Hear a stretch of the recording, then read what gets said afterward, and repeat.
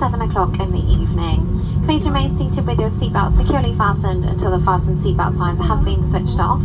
When it's safe to do so, take care when opening overhead lockers, as items may have moved and could fall out, causing injury. You may now make and receive calls as well as use all data services on your handheld electronic devices. If your journey ends here at Heathrow, please follow the yellow signs for arrivals. If you're connecting onto another flight from Heathrow today, please check your information screens for your departing gate number.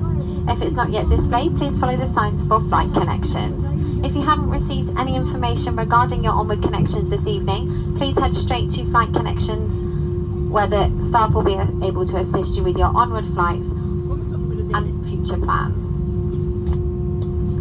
If you require any assistance here at Heathrow, please speak to our ground colleagues who will be happy to help you.